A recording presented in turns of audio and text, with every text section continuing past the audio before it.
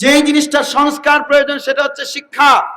আপনার রাষ্ট্রকে যদি আপনি সোনার রাষ্ট্রে পরিণত করতে চান, তাহলে আপনার ভালো মানুষ লাগবে, নাগরিক লাগবে ভালো। এই জোরে বলুন, নাগরিক লাগবে কি? ভালো নাগরিক ছাড়া আপনি ভালো রাষ্ট্র প্রত্যাশা করতে পারেন না। আপনার রাষ্ট্রের নাগরিকেরা যদি ভালো হয়, আপনি যদি বাঁশ দিয়ে সাঁকো বানান, ওই সাঁকোটাও অক্ষত থাকবে।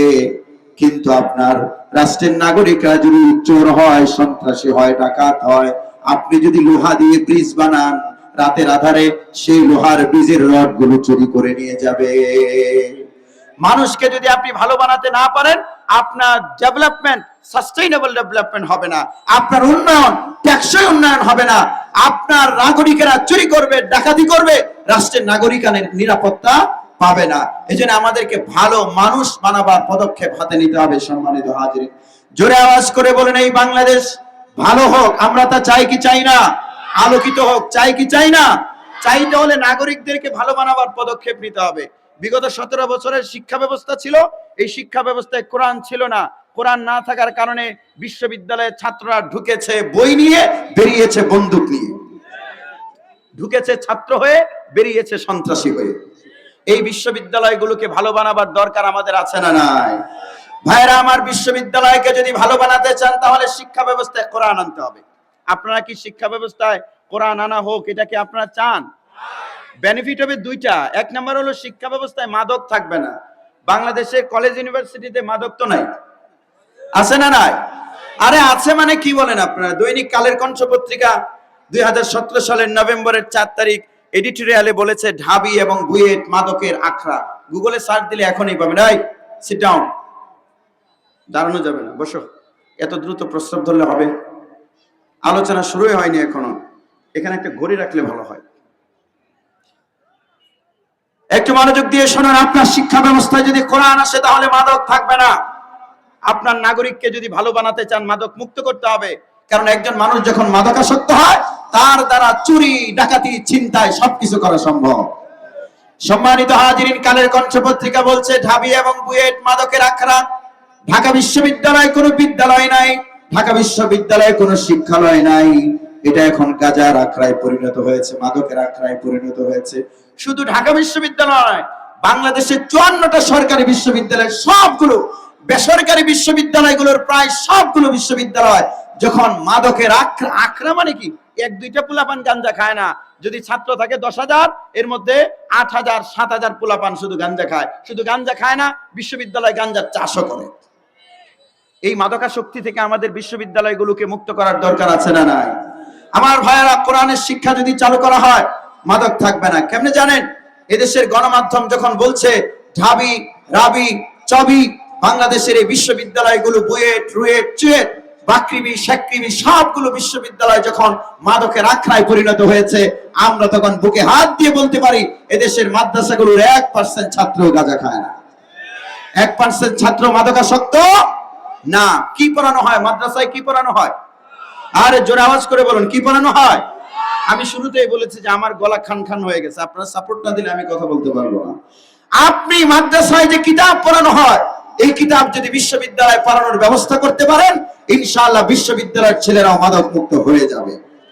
সম্মানিত হাজিরিন, ছোট্ট আরেকটা প্রমাণ নেন। কিশোরগঞ্জে যেহেতু মাহফিল আমার প্রচুর, প্রায় 70-80টার মতো এক সিজনে, এই কারণে আমার অনেকগুলো আলোচনা হয়তো কোনো একটা পয়েন্ট আপনারা শুনে থাকতে পারেন, বাট মাচ পিপলের দিকে তাকিয়ে আমি সেই কথাগুলো যেগুলো আপনারা হয়তো কোনো এক জায়গায় শুনেছেন সেটা আবার বলছি। ইনকিলাব পত্রিকা 21/8/2013 তারা পেছনের পৃষ্ঠায় রিপোর্ট করেছে, মনোযোগ দিয়ে শুনবেন। তারা তাদের সেই রিপোর্টে বলেছে, ঢাকার স্কয়ার হাসপাতালে একজন মুমূর্ষ রোগীর অপারেশনের জন্য রক্ত লাগবে। ভাইরা আমার, প্রাইভেট বিশ্ববিদ্যালয় থেকে 4 জন ছাত্রকে আনা হলো। এদের রক্ত পরীক্ষা করে, রক্ত নিয়ে ক্রস ম্যাচ করে রোগীর শরীরে ঢুকিয়ে অপারেশন করবে বলে, কিন্তু রক্ত নিয়ে পরীক্ষা করে দেখে 4 জনের 3 জনের শরীরে মাদকের জীবাণু পাওয়া গেছে, আর একজনের শরীরে ইয়াবার জীবাণু পাওয়া গেছে। 3 জনের শরীরে হলো গাঁজার জীবাণু। মাদক কিন্তু ব্লাডটাকে ড্যামেজ করে দেয়, একদম ধ্বংস করে দেয়। গাজীপুরে আমার বাসা যেখানে, ওইখানে 10 বছর আগে আমাকে এক লোক বললেন যে, হুজুর, আমাদের এলাকার এক লোককে কুকুরে কামড় দিয়েছে। এলাকার লোকেরা তাকে বলছে যে তুমি একটা ভ্যাকসিন দাও। ও বলছে, ভাই দেখো, ভ্যাকসিন আমার লাগবে না, দরকার হলে গিয়ে কুত্তারে দাও। এলাকার লোকেরা বললো যে কুত্তারে ভ্যাকসিন দেবো কি জন্য?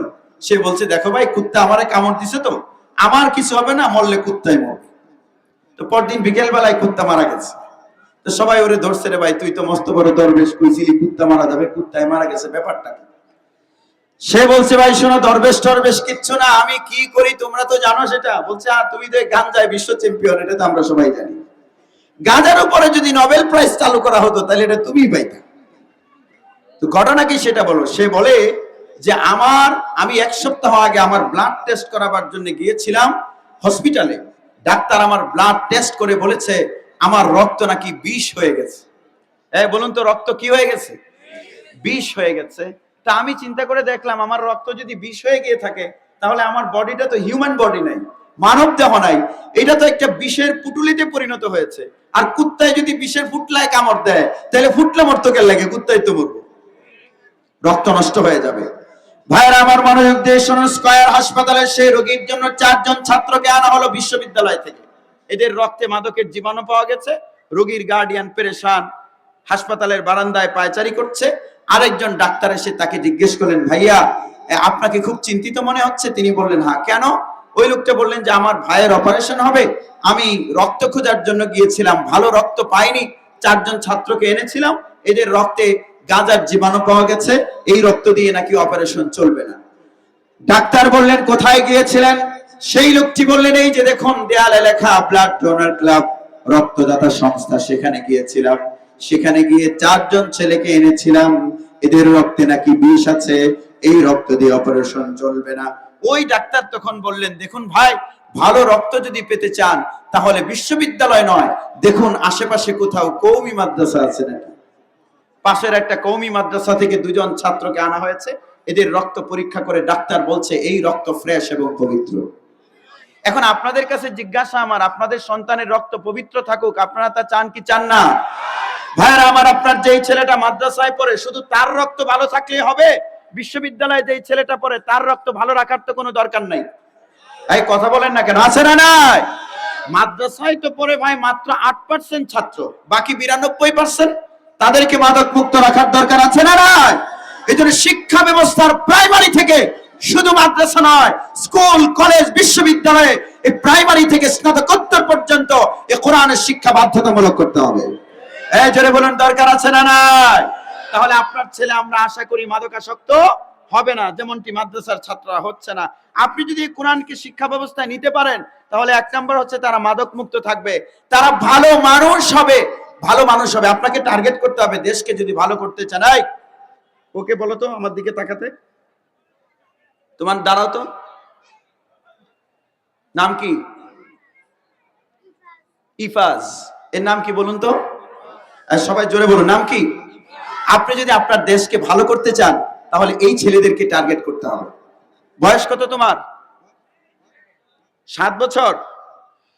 7 বছর বয়সের ছেলেটা ইফাজ, এর বয়স যদি এখন 7 হয়, সামনের 20 বছর পরে এর বয়সটা কত হবে বলুন তো আপনারা?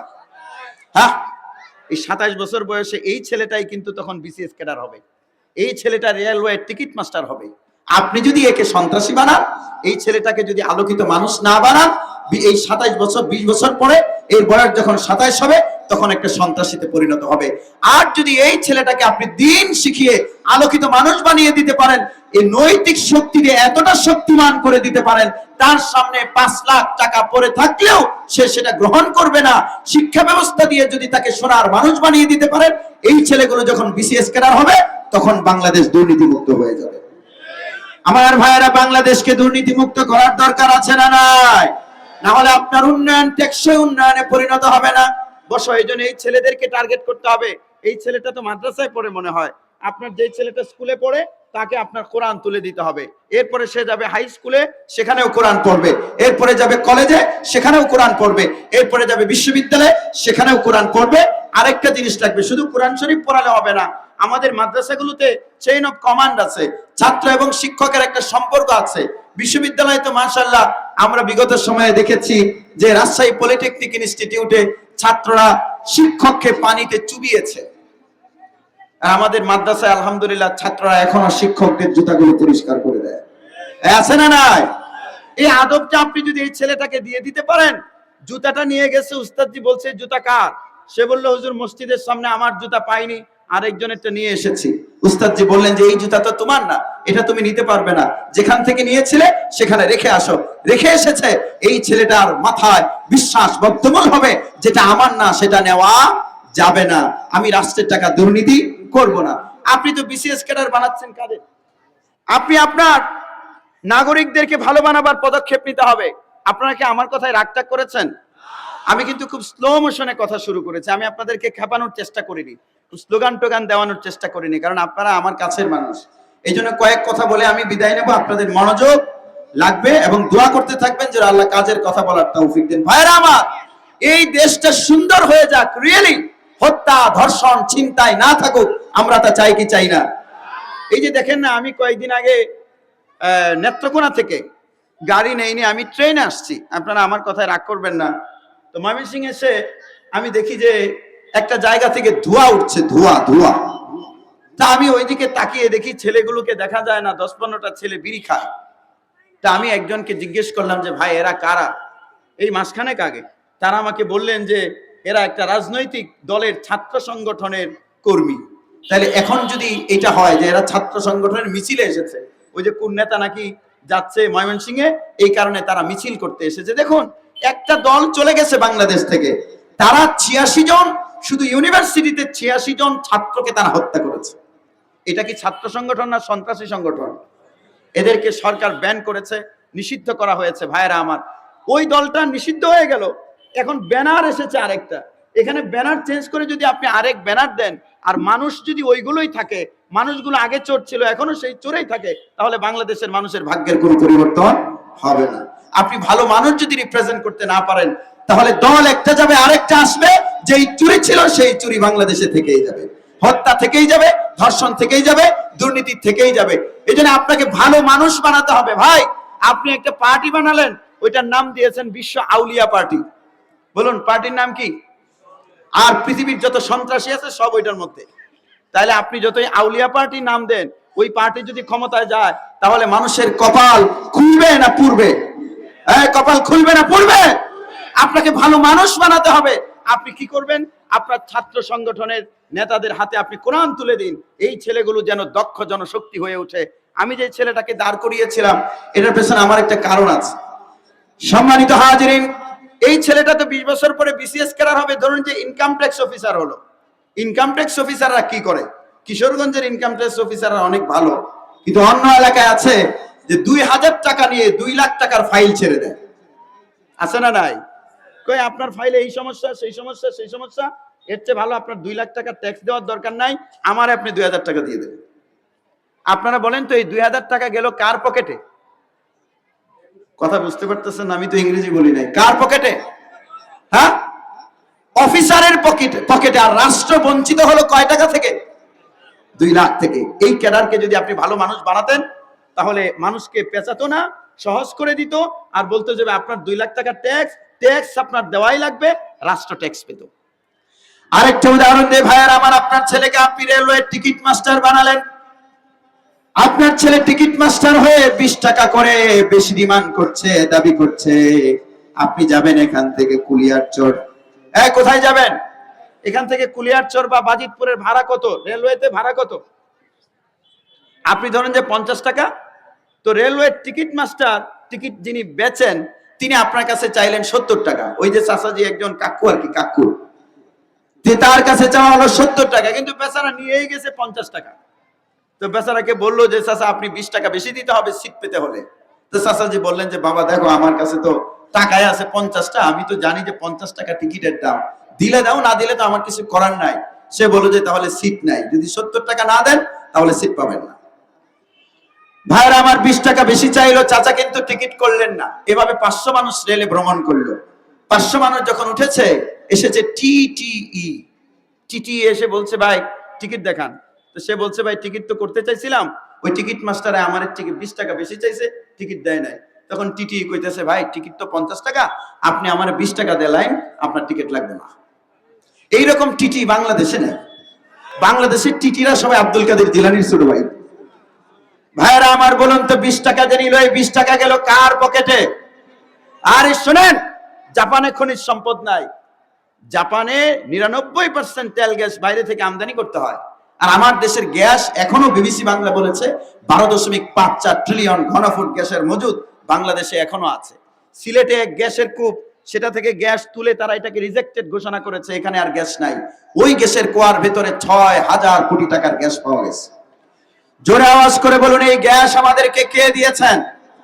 আর একটু গলাটা ছাড়ুন না, জোরে বলুন, কে দিয়েছেন? দিনাজপুরের হাকিমপুরে লোহার খনি পাওয়া গেছে 600 মিলিয়ন মেট্রিক টন লোহা মাটির নিচে। জয়পুর হাটের 5 বিবিতে পরপর 4টা চুনা পাথরের খনি, এগুলোতে 500 মিলিয়ন চুনা পাথর আপনি সিমেন্ট বানাবেন বলে মজুদ করে রেখেছেন কে? এই যে এই দেশে এত খনিজ সম্পদ, এটা তো জাপানের আগে উন্নত হওয়ার কথা ছিল। কেন হয়নি? আমরা উন্নত হতে পারিনি কারণ হলো ছাত্রলীগের 15 নম্বর নেতা কানাডায় বাড়ি বানিয়েছে, এই টাকা জনগণের টাকা তারা চুরি করে নিয়ে গেছে। আমার ভাইয়েরা, 2টা প্রজেক্টের কথা আমি শুধু বলে আপনারা অবাক হবেন। মেট্রো রেল খুব সুন্দর একটা কাজ করেছে হাসিনার সব কামের বিরোধিতা আমরা করি না। মডেল মসজিদ বানাইছে, এটা তো ভালোই করছিল, কিন্তু যতগুলো ভালো কাজ করেছে এর থেকে জ্যামিতিক হারে বহু গুণে তারা অন্যায় করেছে। সবচেয়ে বড় কাজ হলো তারা দিনের কাম রাতে করেছে। এই দিনের কাম করছে কোন সময়, কেমনে করছে? আরে রাইতে করছে। কি জীবিত মানুষেরটা করলে ভালো আছেন, মরা মানুষেরটাও করছে। বেড়াই গেছে ভোট দিত, কিশোরগঞ্জের ভাষায় বলি কিছু, ভোট দিতে যাওয়ার পরে বলছে, দাদা আপনার কাম আমরা করে দিছি। কত বড় স্বেচ্ছাসেবী, রাস্তা ভাঙে, রাস্তা করে না, এবার ভোট দিয়ে দিছে। দাদা বলছেন যে তোর দাদিকটার খবর কি? দাদিকটা দেওয়া হয়েছে। তো বেচারা ওই স্কুলের গেটের বাইরে দাঁড়িয়ে কান্না করছে, বউ গো 10 বছর আগে তুমি মারা গেলা, এই 10 বছরে আমার সাথে একটিবার দেখা করতে আইলা না, আজকে তুমি ভোট দিতে আইলা, ভোটটা দিয়ে গেলা, এবার তো আমার সাথে দেখাটা করতাম। মরা মানুষেও ভোট দিছে সেই সময়। ভাইরা আমার, মানুষের অধিকার তারা লঙ্ঘন করে কেড়ে নিয়েছিল। সম্মানিত হাজিরিন, মেট্রো রেল করেছে, এটা খুব ভালো কাজ। আমি মেট্রো রেলে কয়েকদিন আগে প্রফেসর ইউনূসের প্রেস সচিবের এখানে একটা মিটিং ছিল, ওইখানে যাওয়ার সময় আমার ড্রাইভার ছিল না, তো ওইখানে গেছি মেট্রো রেলে। This was my first journey by metro rail. আমার কাছে খুব ভালো লেগেছে, কিন্তু ঘটনাটা কি ঘটছে জানেন? এই মেট্রো রেল হচ্ছে মতিঝিল পর্যন্ত, মতিঝিল থেকে যাত্রাবাড়ি নেওয়ার জন্য তারা একটা স্টেপ নিয়েছিল কয়েকদিন আগে, এই ক্ষমতা থেকে যাওয়ার মাসখানেক আগে একটা বাজেট করেছিল। ওই বাজেটটাকে ইউনূসের সরকার এসে রিফর্ম করেছে। ওই রিফর্মিং বাজেটে 7,000 কোটি টাকা কমে তারা যেভাবে কাজটা করতে চেয়েছিল তার থেকে আরো ভালো করে এই কাজটা করা যায়, এটা প্রমাণিত হয়েছে। এক প্রজেক্ট থেকে চুরি করেছে, তাহলে কয় টাকা? মাত্র 60 টাকা নাকি? আপনারা যেমনি বললেন মনে হলো তো 60 টাকায়। কয় টাকা? 7, জোরে 7,000। স্বপ্নে দেখছেন কখনো? এবার আসেন আরেকটাতে যাই। ঢাকা থেকে কুড়িগ্রামের রেল লাইন, এরা ডুয়েল লাইন করবে। সেখানে তারা যে বাজেট করেছে সেই বাজেটে এই সরকার এসে একটু রিফর্ম করেছে। এখন এরা কি নাখুশ হইতো না? এরা তো ভারত গিয়ে এদের অবস্থা খারাপ, এরা খালি নিজুম মজুমদারদের ভিডিও বানায়, বাংলাদেশে হিন্দুরা নাকি মস্ত বড় বিপদে আছে। কই, আমাদের মহিনন্দ এলাকায় 2-4 জন হিন্দু আছে না নাই? কয়টার উপর আক্রমণ হয়েছে ভাইরা আমার? বাংলাদেশে হিন্দুদের উপর আক্রমণের কথা যে বলা হচ্ছে সব ভুয়া কথা। সম্মানিত হাজিরিন, এদের মাথা নষ্ট হয়েছে কি জন্য জানেন? মাথা নষ্ট হওয়ার পেছনে কারণ আছে। এরা চিন্তা করছিল এভাবে বাজেট তো শুধু 1-2টা প্রজেক্ট না, শত শত প্রজেক্ট। এই ঢাকা থেকে কুড়িগ্রামের যে রেল লাইন, এই রেল লাইনে নতুন সরকার এসে যখন বাজেটটা একটু পুনর্গঠন করেছে, তখন সেখানে মাত্র 10,000 কোটি টাকা সেভ হয়েছে। এই টাকা কাদের? কথা বলেন, এই টাকা কাদের? আপনার টাকা। এভাবে আপনি দেখেছেন মেগা প্রজেক্ট, বাংলাদেশ প্রতিদিন পত্রিকা রিপোর্ট করেছে মেগা প্রজেক্টে মেগা দুর্নীতি। এই দুর্নীতি করে হাসিনার কর্মীরা বিদেশে বাড়ি বানিয়েছে, ভূমিমন্ত্রী শুধু 260টা বাড়ি বানিয়েছে। আমার ভাইয়েরা, টাকাগুলোর ব্যাংকগুলো ফতুর করে ফেলেছে। কেমনে ব্যাংক ফতুর করছে? কেমনে? 5 কোটি টাকা জমা দিয়েছে 5 কোটি, আর লোন নিয়েছে 2,000 কোটি। আপনি 2,000 কোটি টাকা থেকে 5 কোটি বাদ দেন না, তাহলে 1,995 কোটি টাকা। এই টাকা কাদের? জনগণের। আপনি যদি মানুষকে ভালো বানাতে না পারেন, দুর্নীতিবাজরা ক্ষমতায় গেলে ব্যাংক লুটবে, তারা বড় বড় বাজেট করে উন্নয়নের নামে তারা নিজেদের টাকাগুলো বিদেশে পাচার করবে। জোরে বলুন ঠিক কিনা? এজন্য আপনাকে মানুষ ভালো বানাতে হবে ভাইরা আমার। মানুষ যদি ভালো বানাতে চান তাহলে কোরআনের শিক্ষা লাগবে। আপনাদের কাছে জানতে চাই, হলমার্ক কেলেঙ্কারি হলো ভাইরা আমার, সোনালী ব্যাংক কেলেঙ্কারি হলো। সোনালী ব্যাংকের 3 বিলিয়ন টাকা বাংলাদেশ থেকে নিয়ে গেছে, এগুলো আমাদের টাকা। আমরা যে টাকা ব্যাংকে জমা রেখেছি সেই টাকাগুলো বিদেশে নিয়ে গেছে, 3 বিলিয়ন টাকা সোনালী ব্যাংক থেকে নিয়ে গেছে। আপনাদের কাছে জানতে চাই, এই যে এতগুলো টাকা পাচার হলো, হলমার্ক কেলেঙ্কারি হলো, সোনালী ব্যাংক কেলেঙ্কারি হলো, এই কয়টা কেলেঙ্কারিতে বাংলাদেশের আলেমদের নাম আছে? বলুন কয়টা?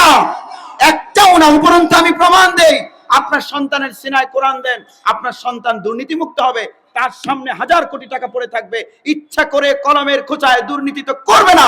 কোরআন দিয়ে যদি সিনাকে আলোকিত করে দিতে পারেন, আপনার সন্তানের সামনে 1000 কোটি টাকা পড়ে থাকলেও সেই টাকা ফেরত দেবে, নিজের ঘরে নিয়ে যাবে না। আর আপনি যখন এইরকম নাগরিক দিয়ে দেশটাকে ভরতে পারবেন, তখন মালয়েশিয়া নয়, ইন্দোনেশিয়া নয়, জাপান নয়, সিঙ্গাপুর নয়, আপনার রাষ্ট্র হবে সিঙ্গাপুরের চেয়ে উন্নত রাষ্ট্র। জোরে বলুন, এইরকম রাষ্ট্র আমার সোনার বাংলাদেশ হোক। আমরা তা চাই কি চাই না? সোনার বাংলাদেশ বানাতে হলে সোনার নাগরিক লাগবে। জোরে বলুন, সোনার বাংলাদেশ হতে হলে কেমন নাগরিক লাগবে? এই সোনার নাগরিক করে দেবে কোরআন। বাংলাদেশের ব্যাংকগুলো, এই যে বাংলাদেশ ব্যাংক কয়েকদিন আগে, আপনারা কি আমার কথায় রাগটা করতেছেন নাকি? রাগ না করলে একটু সবাই জোরে আওয়াজ করে বলুন তো, আল্লাহু আকবার। জোরটা হয়েছে না ঠিক মতো? পুরো কিশোরগঞ্জ কাঁপিয়ে দেওয়ার কথা তো আপনাদের। এখনো কি ভয় পান? আমাকে গেল বছর এক জায়গায় বলেছিলাম আল্লাহু আকবার বলতে, তো ডান পাশ থেকে এক নেতা বলছে, হুজুর রাজনীতি করবেন না। আল্লাহু আকবার বলতে গেছে, ও কয় কি রাজনীতি করবেন না। শুনেন, পুলিশ দেখে যদি কেউ উঠে দৌড় দেয়, কি বুঝবেন এটা খুব ভালো মানুষ, ঠিক না? ভালো মানুষ না চোর? আল্লাহু আকবার শুনে যদি কেউ ভয় পায়, বুঝতে হবে সে মুনাফিক অথবা সন্ত্রাসী। কারণ আল্লাহু আকবার কখনো মুমিনের কাছে আতঙ্কের হতে পারে না, মুনাফিকের কাছে আতঙ্কের। মুমিনের কাছে আল্লাহু আকবার হলো সাহসের, চেতনার, প্রেরণা। জোরে বলুন, আমরা মুনাফিক না মুমিন? মুমিনের আওয়াজ কেমন হয়? মুনাফিক না মুমিন? মুমিনের মতো একটা আওয়াজ দেবেন, সবাই পুরো এলাকা কাঁপাবেন। জোরে বলুন আল্লাহু আকবার। যুগসই হয়নি এখন, অনেক চাচাদিরা মুখ বন্ধ করে রেখেছে। আরেকটা আওয়াজ হবে, জোরে বলুন আল্লাহু আকবার। আমার ভাইয়েরা, বাংলাদেশ ব্যাংক স্টেটমেন্ট দিল, মনোযোগ দিয়ে শুনুন। 2 লাখ কোটি টাকা বাংলাদেশের তফসিলি ব্যাংকগুলো থেকে শিল্পপতিরা লোন নিয়েছে। অ্যাটেনশন প্লিজ, 2 লক্ষ কোটি টাকা। এগুলো কাদের টাকা? আমাদের। এই টাকা শিল্পপতিরা লোন নিয়ে খেলাপিরিন হয়েছে, ফেরত দিচ্ছে না। আচ্ছা আপনারা বলেন তো, শিল্পপতিদের কি টাকার অভাব? এই টাকার অভাব? আরে ভাই, গাড়ি একটা, নিজের তো 2টা, একটা দিয়ে অফিসে যায়, আর একটা দিয়ে বিদেশি মেহমান টেমান আসলে ওইটার সাথে মিটিং করতে যায়। আবার বউয়ের একটা, শালিরও একটা। এই যাদের গাড়ি বাড়ি, তারা 2 লাখ কোটি টাকা লোন নিয়ে ফেরত দিচ্ছে না যেই সময়ে। সেই সময়ের কাহিনী শুনুন। 18 জানুয়ারি 2021 দৈনিক যুগান্তরের রিপোর্ট। বাংলাদেশের সুনামগঞ্জ জেলার সাল্লা উপজেলার শ্যামারচর বাজার মসজিদের ইমাম মাওলানা হুসাইন আহমদ ব্যাংকে গেছেন টাকা তোলার জন্য।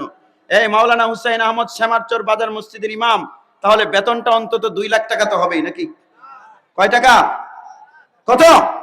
5-7 হাজার টাকা। চাল আনলে নুন আনতে পারেন না, নুন আনলে পেঁয়াজ আনতে পারেন না, পেঁয়াজ আনলে সয়াবিন তেল আনতে পারেন না, সরিষা তেল তো পরের কথা। আমার ভাইয়েরা জোরে বলেন, সেই লোকটার টাকার দরকার আছে না নাই? আর শিল্পপতিরা উপচে পড়েছে।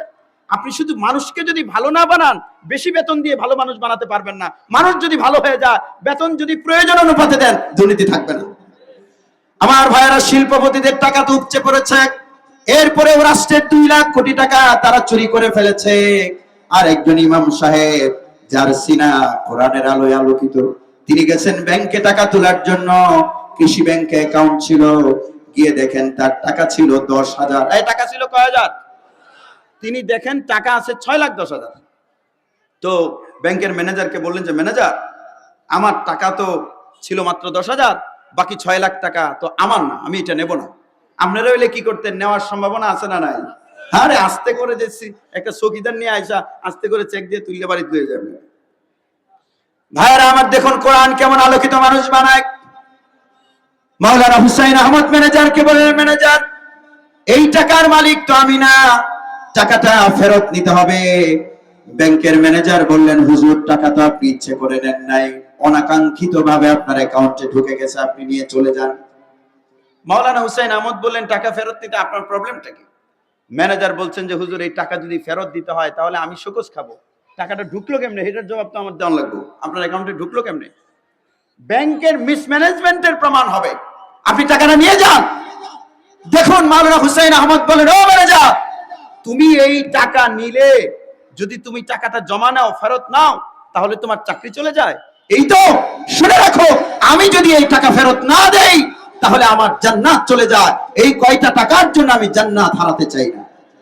আপনি যদি এই জান্নাতের বিশ্বাস আপনার এই শিশুদেরকে, যারা স্কুলে পড়ে, কলেজে পড়ে, বিশ্ববিদ্যালয়ে পড়ে, তাদের মাথায় যদি বদ্ধমূল করে দিতে পারেন, আমি যদি রাষ্ট্রের টাকা চুরি করি, হাসরের ময়দানে জবাব দিতে হবে, আমি জান্নাত হারিয়ে ফেলবো। এরা যদি সেই রকম উন্নত মানসম্পন্ন মানবিক মূল্যবোধ সম্পন্ন মানুষ হয়, সামনে টাকা পড়ে থাকবে, মাওলানা হুসাইন আহমদের মতো টাকা ঘরে নেবে না, রাষ্ট্রের কোষাগারে জমা দেবে। আপনি যদি সন্তানদেরকে এরকম মূল্যবোধ সম্পন্ন বানাতে পারেন, তাহলে বাংলাদেশ টেকসই উন্নয়নে উন্নত হবে।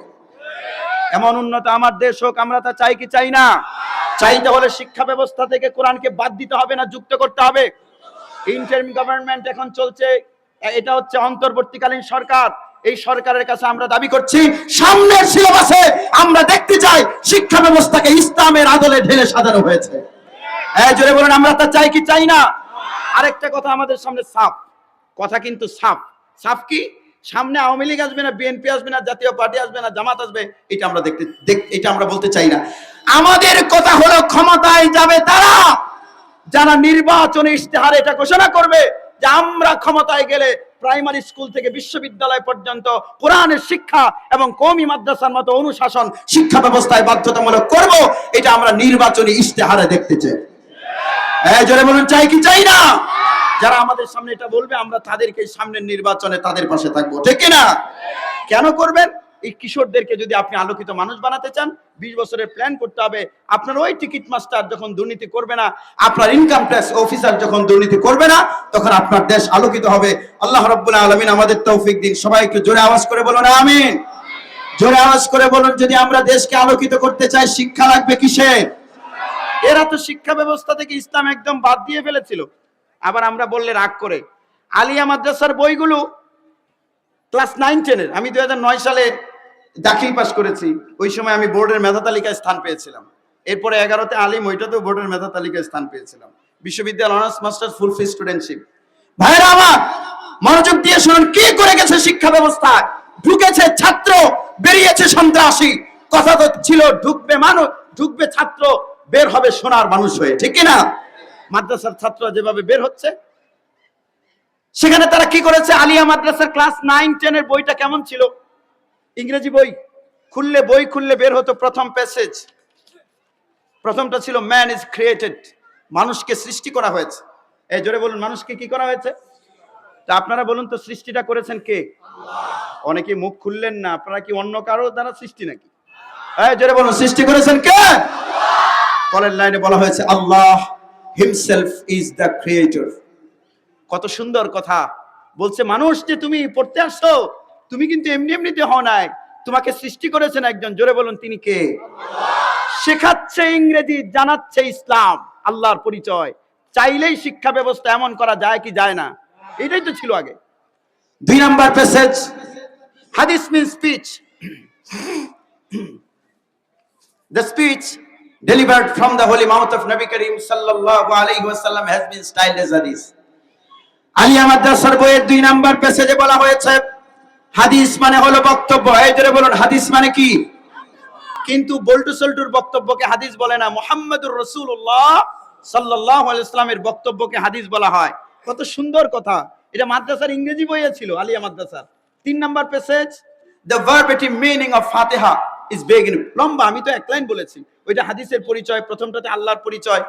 3 number, the verbatim meaning of Fatiha is beginning or opening. ফাতিহা শব্দের অর্থ হলো খোলা, শুরু করা। এই বাবা জিরা, চাচা জিরা, বলুন তো, কোরআন শরীফ খুললে প্রথম কোন সূরা বের হয়? আরো জোরে, কোন সূরা? কোরআন শরীফ শুরু করলে কোন সূরা বের হয়? এইটা ইংরেজিতে দিয়েছিল মাদ্রাসার ইংরেজি বইয়ে। 4 নম্বরে ছিল আবু বকরের জীবনী।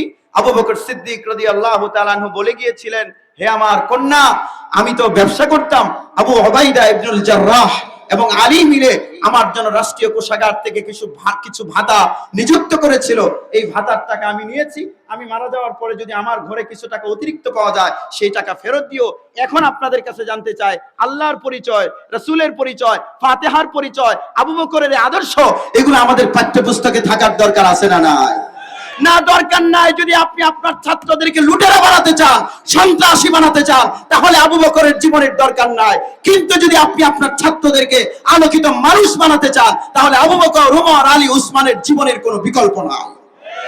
আপনি দিয়েছিলেনটা কি? এগুলো বাদ দিয়ে ক্লাস 5 এর বই খুলুন, 99 নম্বর পৃষ্ঠায় লেখা হয়েছে ব্যাং আর টিকটিকির গল্প। হেরা বইছে কুত্তা বিলাই, প্রাণী, ব্যাং স্যাং, এগুলো ব্যাং স্যাং এর গল্প দিয়ে ভরে ফেলছে বই। জোরে বলুন, আবু বকর সিদ্দিকের সেই গল্প বইয়ে থাকার দরকার আছে না নাই? না, এরা চিন্তা করছে যে আমরা তো ছাত্রলীগের নেতা বানাবো বিদেশে বাড়ি বানানোর জন্য। এরা যদি আবু বকরের আদর্শ থাকে যে 10 বছর রাষ্ট্র চালানোর পরে ফেরত দেওয়ার আদর্শ, তাইলে তো কানাডায় বাড়ি বানানো যাবে না। এই কারণে তারা এই শিক্ষা ব্যবস্থা থেকে আবু বকরের জীবনে বাদ দিয়েছিল। আমরা ইন্টারিম গভর্নমেন্টকে বলতে চাই, দ্রুত, শুধু মাদ্রাসার বই নয়, এটা তো আলিয়া মাদ্রাসার বইয়ে ছিল, 90% মুসলমানের এই দেশে স্কুল কলেজের বই আল্লাহ রাসূলের পরিচয় ইসলাম থাকতে হবে। বইগুলোকে ইসলামিক কালচারের আদলে সাজানো হোক। আপনারা তা চান কি চান না? এ ভাই, আপনারা কোন দেশের নাগরিক বলেন তো? আরো জোরে, কোন দেশে? এই বাংলাদেশ চলে কাদের টাকায়? বই ছাপা হয় কাদের টাকায়? আপনাদের সামনে আমার প্রস্তাব হলো, সামনের শিক্ষাবর্ষে, এই যে নতুন শিক্ষাবর্ষ আসছে জানুয়ারি, এই জানুয়ারিতে যে বই আসবে, সেই বইয়ে আল্লাহ, রাসূল, ইসলাম, তাওহীদ, রিসালাত, কোরআনের শিক্ষা এগুলো থাকবে। আর শিক্ষা ব্যবস্থার প্রথম শ্রেণী থেকে মাস্টার্স পর্যন্ত আল্লাহর কালাম পড়ানো বাধ্যতামূলক করতে হবে এবং মাদ্রাসার অনুশাসন চালু করতে হবে। আমরা তা চাই কি চাই না? কে কে চাই? দুইটা হাত উঁচু করে দেখান। লিল্লাহি তাকবীর। আল্লাহ কবুল করুন। সবাই জোরে বলে আমিন। হাত নামান ভাইরা আমার। বাংলাদেশকে যদি আমরা শান্তিময় করতে চাই, জোরে বলুন, তাহলে কি লাগবে? আরো জোরে, কি লাগবে?